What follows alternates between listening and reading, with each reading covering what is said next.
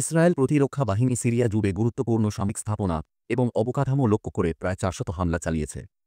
এই অপারেশনগুলির মধ্যে বিমান ঘাঁটি, সামরিক যান, বিমান বিধ্বংসী অস্ত্র ব্যবস্থা এবং অস্ত্র উৎপাদন সুবিধার উপর হামলা অন্তর্ভুক্ত রয়েছে।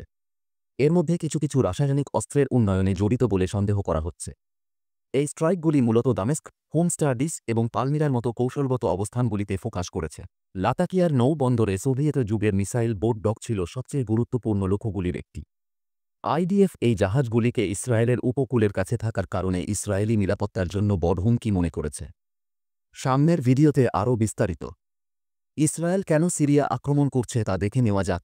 একটি দৃশ্যকল্প থেকে শুরু করে।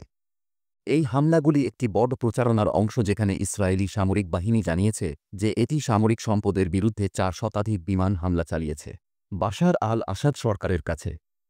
এই অভিযানগুলি দামেস্ক, হোমস, টার্দিস, লাতাকিয়া এবং পালমিরার লক্ষ্য। হুমকি নিরপেক্ষ করা এবং প্রতিকূল গোষ্ঠীর কাছে উন্নত অস্ত্র হস্তান্তর রোধের জন্য এই স্ট্রাইকগুলি করা হয়েছে।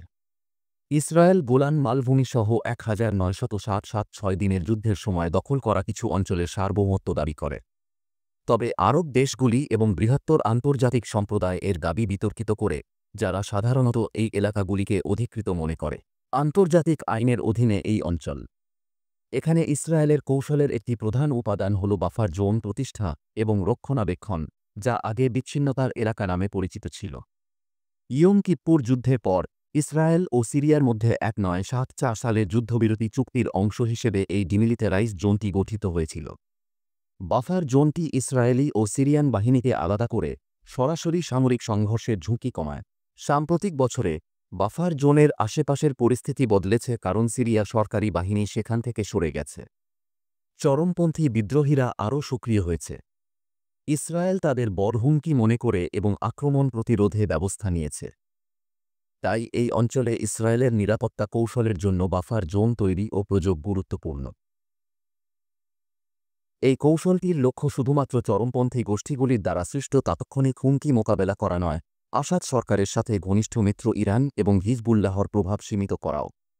দ্বিতীয় দৃশ্যে ইসরায়েলি বিমানগুলি সিরিয়ার একাধিক প্রধান সামরিক বিমান ঘাঁটি লক্ষ্য করে বিমান হামলা চালিয়েছে, উল্লেখযোগ্যভাবে গুরুত্বপূর্ণ অবকাঠামোর ক্ষতি করেছে। মিগ-29 এবং সুখোই SU-22 জেট সহ কয়েক ডজন উন্নত বিমানের বাসস্থানে বিমান ঘাঁটিতে হামলার লক্ষ্য ছিল। লক্ষ্যবস্তুগুলির মধ্যে রয়েছে উত্তর পূর্ব সিরিয়ার কামিশলি বিমান ঘাঁটি, হোমসের গ্রামাঞ্চলে শিনশার ঘাঁটি এবং দামেস্কের দক্ষিণ পশ্চিমে অবস্থিত আকরাবা বিমানবন্দর। এই বিমান হামলাগুলি কৌশলগতভাবে সুখোই Su-22 বিমান দ্বারা সৃষ্ট হুমকিকে নিরপেক্ষ করার উদ্দেশ্যে পরিচালিত হয়েছিল, যেগুলিকে ফাইটার বোমারু বিমান হিসাবে শ্রেণীবদ্ধ করা হয়েছে। এই বিমানগুলি ইসরায়েলের F-16 যোদ্ধাদের এবং গোলান হাইটসের নিরাপত্তার জন্য একটি উল্লেখযোগ্য বিপদ ডেকে আনে, যেখানে তারা সম্ভাব্যভাবে ইসরায়েল প্রতিরক্ষা বাহিনীর যে কোনো অগ্রগতি প্রতিহত করার ক্ষমতা রাখে। অতিরিক্তভাবে ইসরায়েলি বিমান বাহিনী হেলিকপ্টার ঘাঁটিগুলিতে আক্রমণ চালায়, Mi-24 এবং Mi-28 হ্যাভকের মতো রটারক্রাফটকে লক্ষ্য করে। এই হেলিকপ্টারগুলি সিরিয়ার স্থল সেনাদের ঘনিষ্ঠ বিমান সহায়তা দেয়, শত্রু বাহিনীকে দমন করতে এবং বিদ্রোহীদের অগ্রগতির বিরুদ্ধে শক্তিশালী ফায়ার পাওয়ার ব্যবহার করে। দৃশ্যকল্প 3টিতে ইসরায়েল প্রতিরক্ষা বাহিনী তাদের নৌবাহিনীর জাহাজ থেকে ক্ষেপণাস্ত্র নিক্ষেপ করে এবং আল বাইদা ও লাতাকিয়া বন্দরে সুনির্দিষ্ট হামলা চালায়। এই বন্দরগুলি বাশার আল আসাদ সিরিয়ার নৌবাহিনীর একটি অংশ, যা ইসরায়েলের বিরুদ্ধে ব্যবহৃত হলে এখনও অত্যন্ত কার্যকর হতে পারে।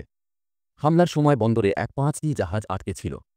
আক্রমণটি ব্যাপক ধ্বংসযজ্ঞের সৃষ্টি করে, এই সমস্ত জাহাজ সম্পূর্ণরূপে ধ্বংস বা মারাত্মকভাবে ক্ষতিগ্রস্ত হয়। এটা বিশ্বাস করা হয় যে লক্ষ্যবস্তুকৃত জাহাজগুলির বেশিরভাগই ছিল ওসের শ্রেণীর ক্ষেপণাস্ত্র নৌকা, যা তাদের দ্রুত গতি ও ভারী অস্ত্রের জন্য পরিচিত। এই জাহাজগুলি একসময় শক্তিশালী নৌবাহিনী হিসেবে গণ্য হলেও এখন ধ্বংসস্তূপে পরিণত হয়েছে, বিদ্রোহীদের ইসরায়েলের বিরুদ্ধে ব্যবহারে বাধা দেয়। ইসরায়েলি পদক্ষেপের কারণ সম্ভবত এই জাহাজগুলিকে নিরপেক্ষ করার ইচ্ছা। কৌশলগত প্রভাবের দিক থেকে মানচিত্রে সিরিয়ার অধীনস্থ অঞ্চলের কাছাকাছি উপকূল রেখা এবং দক্ষিণে ইসরায়েল দেখা যায়। সোভিয়েত যুগের হলেও এই ক্ষেপণাস্ত্র বোটগুলি ইসরায়েলি নৌবাহিনীকে উল্লেখযোগ্য ক্ষতি করতে সক্ষম একটি হুমকি রয়ে গেছে। সম্পদ একটি অনুমানমূলক পরিস্থিতিতে এই জাহাজগুলি লাতাকিয়া নৌবন্দর থেকে ছেড়ে যেতে পারে এবং কয়েক ঘণ্টার মধ্যেই ইসরায়েলের উপকূল রেখায় পৌঁছাতে সক্ষম হতে পারে।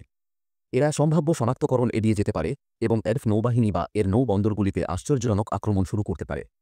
এই ঝুঁকি প্রশমিত করতে এবং এমন আক্রমণের সম্ভাবনা দূর করার জন্য এটি প্রতীয়মান হয় যে এরফ আগাম পদক্ষেপ নিয়েছে। এটি PD-21 অ্যান্টি-শিপ মিসাইল। এটি একটি কঠিন বুস্টার দিয়ে সজ্জিত এবং তরল জ্বালানি দ্বারা চালিত হয়। আজ নৌবাহিনী বিশ্বাস করে যে এই সোভিয়েত যুগের ক্ষেপণাস্ত্র এর আকারের জন্য এটি উল্লেখযোগ্য হুমকি হতে পারে।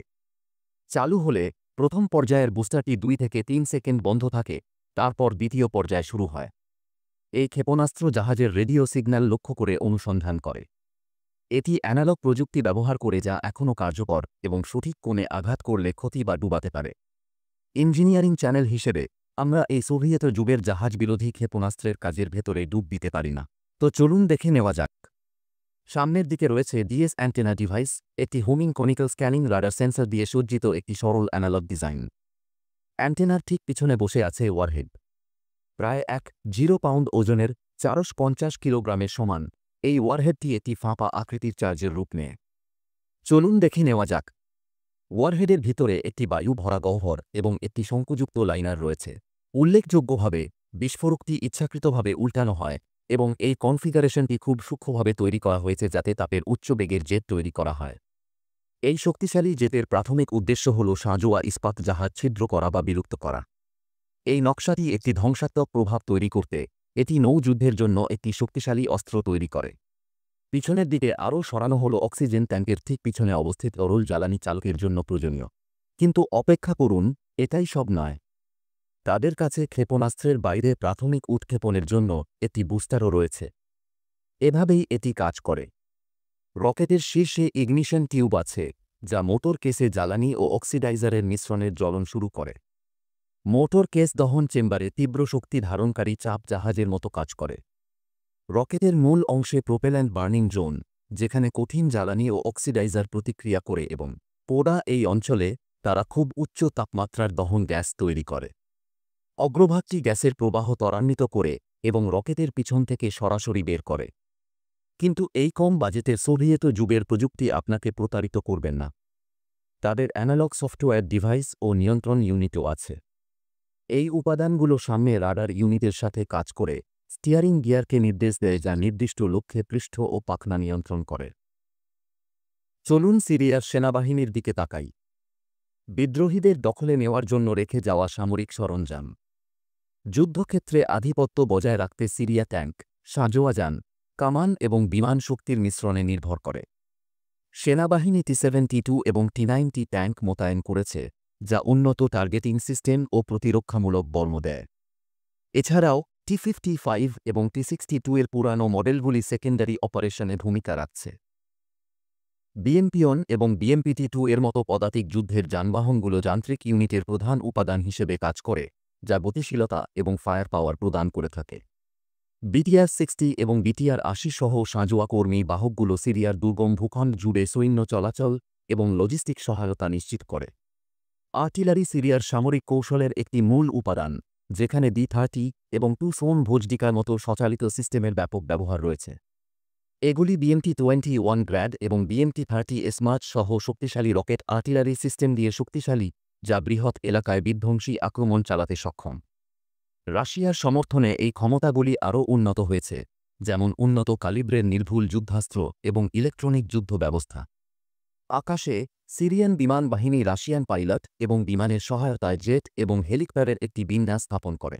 MiG-29 এবং Su-22 প্রায়ই বিমান হামলায় ব্যবহৃত হয়, যখন Su-24 বিদ্রোহীদের অবস্থানে নির্ভুল হামলা চালায়।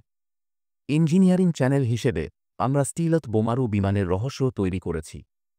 তাই দেখুন এবং সাবস্ক্রাইব করুন যেন কিছু মিস না হয়।